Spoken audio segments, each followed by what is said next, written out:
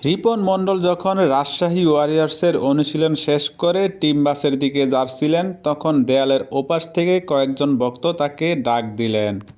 রিপন মণ্ডলও ভক্তদের ডাকে সাড়া দিয়ে তাদের কাছে গেলেন। তারপর ভক্তরা তার কাছে অটোগ্রাফের আবদার করেন। রিপনও তাদের সেই আবদার হাসিমুখে মেটান।